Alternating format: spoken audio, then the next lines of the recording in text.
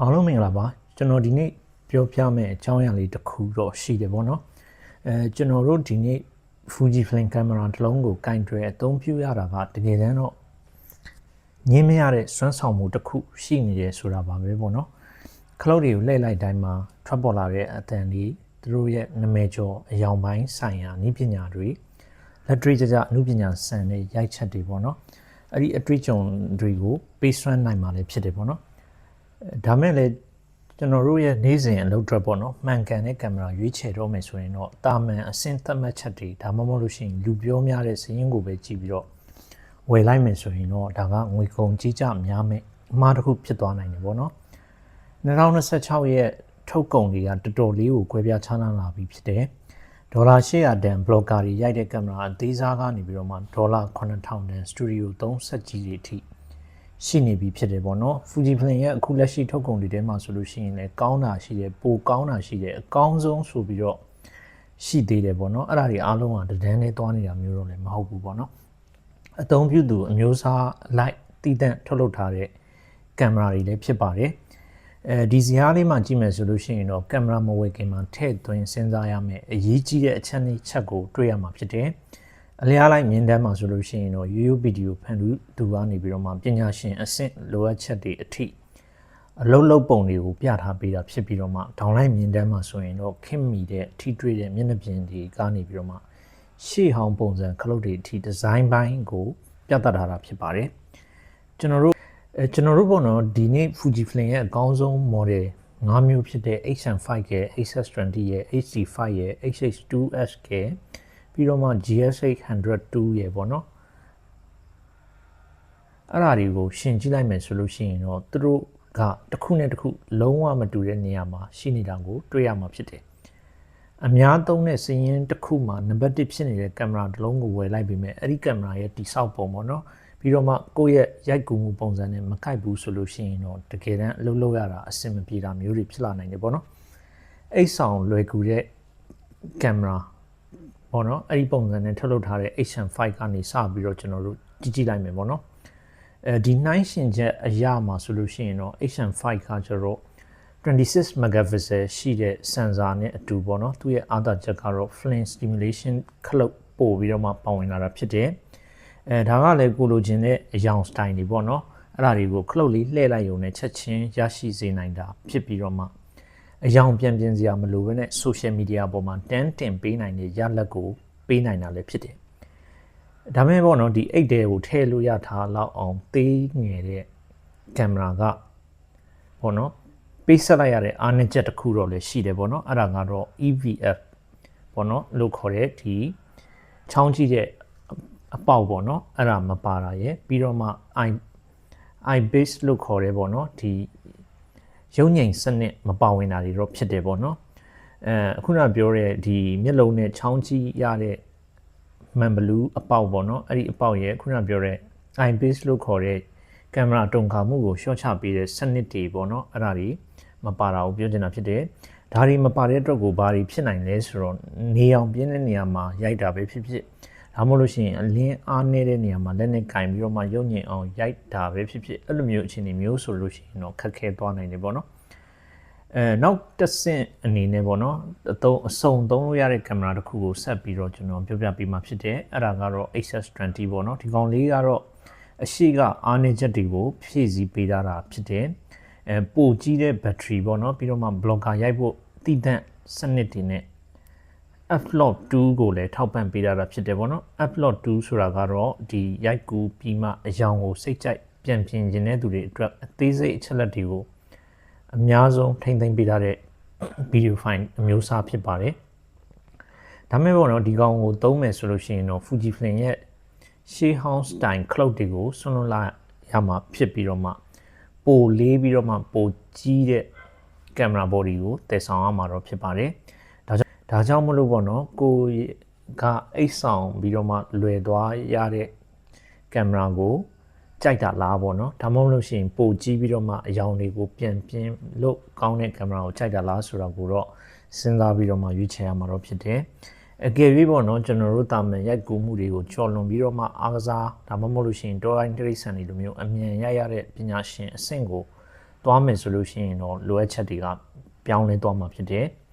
အဲ့ဒီနေရာမှာပေါ့နော်ဒီ HH2S ကကျတော့နေရာယူလာခဲ့ပြီဖြစ်တယ်ဒီ HH2S ကကျတော့ပေါ့နော်26 megapixel ရှိတဲ့ step BSI sensor ပေါ့နော်အဲ့ဒါကိုတုံးထားတာဖြစ်တယ်ဒီ sensor ကအချက်လက်တွေကိုအရန်မြန်နဲ့နှုံးနဲ့ဖတ်ပေးနိုင်တယ်ပေါ့နော်ဒါကြောင့်မလို့တစ်စက္ကန့်ကိုပုံပေါင်း40ကျော်အထိ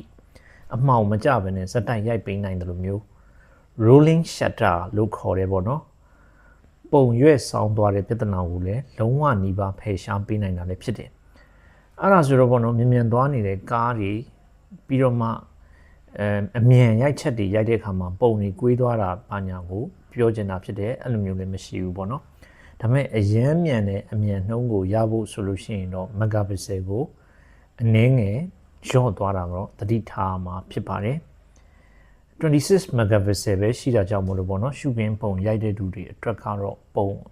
အများကြီးပြန်ချဲ့ပြီးတော့မှပေါ့နော်အသေးစိတ်ပြင်မယ်ဆိုလို့ရှိရင်တော့ detail တွေပျောက်သွားနိုင်တယ်ပေါ့နော်ဒီကင်မရာရဲ့ကျန်းတဲ့ပတ်ဝန်းကျင်ဒဏ်ကိုခံနိုင်အောင်လှုပ်ဆောင်ထားတဲ့အချက်ကလည်းတော်တော်လေးကောင်းမွန်တယ်ပြီးတော့မှရှေးဟောင်းပုံစံအလှပကတော့သူ့မှာတော့မရှိတော့ဘူးပေါ့နော် vintage မဆန်တော့ဘူးပေါ့နော်ဒါကလည်းအလှပထက်ကိုသူ့ရဲ့စွမ်းဆောင်ရည်ကိုဦးစားပေးထားတဲ့ပညာရှင်တွေအတွက်ကိုတည်တံ့ထုတ်လုပ်ပေးထားတဲ့ကိရိယာတစ်ခုလည်းဖြစ်နေတာပေါ့နော်နောက်တစ်မျိုးကတော့ပေါ့နော်ဓာတ်ပုံရိုက်ရတာကိုလည်းတကယ်မျက်နှိုးတဲ့သူတွေပုံနှပုံရိုက်ဖို့အတွက်ကိုပြင်ဆင်ရတဲ့အဆင့်တိုင်းကိုတန်ဖိုးထားတဲ့သူတွေအတွက်ဆိုလို့ရှိရင်တော့ HD5 ကအသင့်တော်ဆုံးဖြစ်ပါတယ်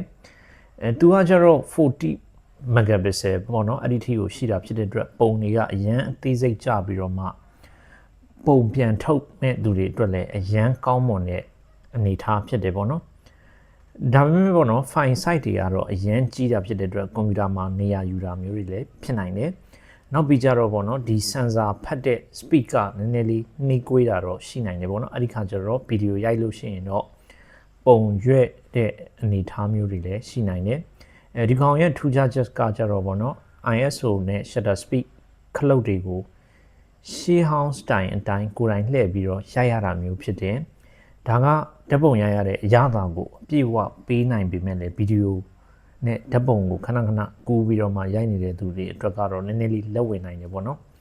နောက်ဆုံးအနေနဲ့ပေါ့နော်အမြင့်ဆုံးအဆင့်ဖြစ်တဲ့ studio လုပ်ငန်းတွေကိုအတွက်ကိုအသုံးပြုတဲ့ GS8 102ဖြစ်တယ်ပေါ့နော်သူကကျတော့102 megapixel ပေါ့နော်အဲ့လောက်တောင်ရှိတယ်ပြီးတော့မှ medium format sensor ကိုပဲသုံးထားတာဖြစ်တယ်sensor ကတာမန်ထက်အများကြီးကြီးတာဖြစ်တဲ့အတွက်အလင်းနဲ့အသေးစိတ်အချက်လက်တွေကိုအမခံရလက်တွေကိုရယူပေးနိုင်မှာဖြစ်ပါတယ်ဒါမဲ့ပေါ့နော်ဒါကဈေးအရင်ကြီးတဲ့ file တွေကိုကင်တွယ်ဖို့အတွက်ဆိုလို့ရှိရင်တော့အရင်ကောင်းတဲ့ကွန်ပျူတာတွေလိုအပ်တယ်လူအများစုကတော့ပေါ့နော်ဒီကင်မရာအတွက်ကိုမလိုလားအပ်နဲ့ဝန်တော့ဝန်ဖို့ဖြစ်နေနိုင်တယ်ပေါ့နော်ဒါကြောင့်မလို့ကင်မရာဝယ်တော့မယ်ဆိုလို့ရှိရင်တော့ megapixel ကိုပဲကြည့်မနေဘဲနဲ့ကိုနေ့စဉ်ဘာလုပ်မယ်ဆိုတာကိုလည်းအာရုံစိုက်ဖို့လိုပါတယ်ကိုကခီးသွား blogger အနေနဲ့ရိုက်မှဆိုလို့ရှိရင်တော့ H20 ဒါမှမဟုတ်လို့ရှိရင် H5 ကိုရွေးရမှာဖြစ်တယ်အမြန်နှုံးပိုင်းနဲ့ဗီဒီယိုပိုင်းကိုအဓိကထားတယ်ဆိုလို့ရှိရင်တော့ HH2S ကိုရွေးချယ်ရမှာဖြစ်တယ်ဓာတ်ပုံရိုက်တဲ့အရာသာနဲ့ပုံအကြည့်ဆုံးလိုချင်တယ်ဆိုလို့ရှိရင်တော့ HD5 ကိုရွေးချယ်သင့်ပါတယ်ကိုယ့်ရဲ့အလုပ်လုပ်တဲ့ပုံစံနဲ့ကိုက်ညီမဲ့ဟာကိုရွေးချယ်မှသာလျှင်တကယ်ကျွမ်းကျင်တဲ့သူတယောက်ဖြစ်လာမှာလည်းဖြစ်ပါတယ်အဲ့ဒီခါကျတော့ဒီဗီဒီယိုတွေကနေပြီးတော့မှအဓိကကျွန်တော်ပြောပြချင်တာကကင်မရာတစ်ခုကိုရွေးချယ်တော့မယ်ဆိုလို့ရှိရင်တော့ဈေးအကြီးဆုံးအကောင်းဆုံးဆိုတဲ့အယူဆကိုအမြဲတမ်းလက်ကင်ထားလို့မရဘူးFujifilm ကင်မရာကကင်မရာလောကမှာဦးစားပေးပြီးတော့မှလူတစ်ယောက်ချင်းစီရဲ့လိုအပ်ချက်ပေါ့နော်အသုံးပြုမဲ့ပုံမူတည်ပြီးတော့မှထုတ်လုပ်ထားတာလည်းဖြစ်တဲ့ခါကျတော့ဒါနဲ့ကိုက်ညီမှုရှိဖို့လည်းလိုတယ်ဒါကလည်းအရေးကြီးတယ်ပေါ့နော်အဲ့ဒီခါကျတော့အများဆုံးပေါ့နော်လူအများဆုံးကြိုက်တဲ့အဆင့်သတ်မှတ်ချက်တွေကိုခဏမိထားပြီးတော့မှ